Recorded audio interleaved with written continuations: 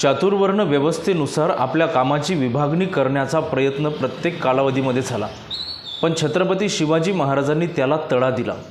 आपण आजूबाजूच्या परिस्थितीमध्ये पाहतो की एखाद्या धर्माचा किंवा एखाद्या जातीचा जो नेता आहे तो आपल्याच धर्मातील किंवा आपल्याच जातीतील लोकांचं कल्याण करण्याच्या पाठीमागे लागलेला असतो, पण ह्या व्यवस्थेला छत्रपती शिवाजी महाराजांनी बाजूला सारलं आणि आपल्या राज्यामध्ये असलेल्या प्रत्येक जाती धर्माला त्यांनी समान न्याय दिला। आजची ढासळती प्रशासन व्यवस्था पाहता छत्रपती शिवाजी महाराजांचं प्रशासन अधिकच गडद होताना दिसते। तत्कालीन सरंजामशाही व्यवस्थेमध्येही आधुनिक विचार पेरणारा हा राजा सर्वसामान्य लोकांना आपला आदर्श वाटतो। सुरतेच्या लुटीदरम्यान ख्रिश्चन महिलेला आधार देणारा आणि संरक्षण देणारा हा एकमेव राजा, आपल्या मुस्लिम सैनिकांसाठी प्रार्थनेची नमाजाची व्यवस्था करणारा हा एकमेव जगातील राजा, मुस्लिम साधू संतांचा फकीरांचा आदर करणारा हा एकमेव राजा, आणि हा छत्रपती शिवाजी महाराजांचा सर्वधर्म समभावाचा ऐक्याचा विचार आपल्या नवीन पिढीनं घ्यायला हवा।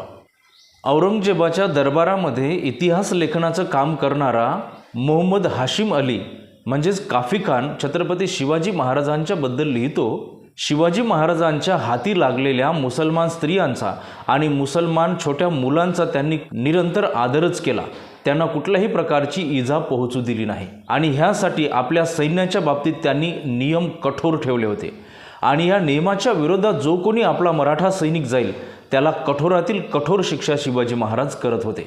छत्रपती शिवाजी महाराजांनी सुरतीची लूट केली त्यावेळेस एका दलालाच्या घराची सुरक्षा त्यांनी स्वतः केली, कारण हा दलाल जो होता तो डचांचा दलाल होता, पण हा दलाल अतिशय कनवाळू आणि सर्वसामान्य लोकांची सेवा करणारा होता। त्याचं नाव होतं मोहनदास पारेख।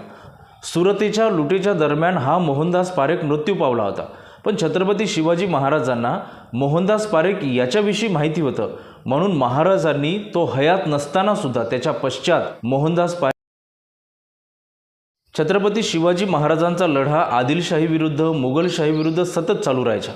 छत्रपती शिवरायांच्या सैन्यामध्ये सुद्धा मुसलमान सैनिक होते आणि अशा परिस्थितीमध्ये सुद्धा मुसलमानाच्या सण समारंभावर किंवा त्यांच्या चालीरीतीवर शिवाजी महाराजांनी कधीही आघात केला नाही। शिवाजी महाराजांच्या किल्ल्यावर आणि राज्यामध्ये मुसलमानाचे सण उत्सव मोठ्या उत्साहाने साजरे केले जात होते। थिवेनोव नावाचा एक फ्रेंच अधिकारी शिवाजी महाराजांबद्दल लिहितो की त्यांचे एक फादर होते ज्यांचं नाव होतं फादर ॲब्रॉस। यांनी शिवाजी महाराजांना विनंती केली की आमच्या चर्चचं संरक्षण झालं पाहिजे। त्यावेळेस शिवाजी महाराजांनी त्याची विनंती मान्य करून त्यांच्या चर्चला संरक्षणसुद्धा दिलं। शिवाजी महाराज स्वतःच्या धर्माबद्दल धर्मनिष्ठ होते, पण त्यांचं राजकारण हे धर्मनिरपेक्ष होतं। त्या पाठीमागे शिवाजी महाराजांच्या मनातला तीव्र राष्ट्रवाद होता, हे अनेक उदाहरणाच्या माध्यमातून आपल्याला लक्षात येते। उत्तरेमध्ये मुघलांचं राज्य होतं तर दक्षिणेमध्ये पठाणांचं राज्य होतं। ह्या दोन्हीही सत्ता परकीय होत्या आणि ह्या दोन्हीही परकीय त्यांना आपल्या भारतभूमीतून हकलून लावायचं होतं आणि आपल्या भारत देशामध्ये एत्तेदेशीयांचं राज्य स्थापन करण्याचं स्वप्न महाराजांचं। पण ह्या ध्येयापोटी त्यांनी कधीही कोण्याही धर्मावर टीका केली नाही किंवा कोण्याही धर्माला कमी लेखलं नाही किंवा कोण्याही धर्मीयांवर त्यांनी अन्याय अत्याचार केलेले नाहीत।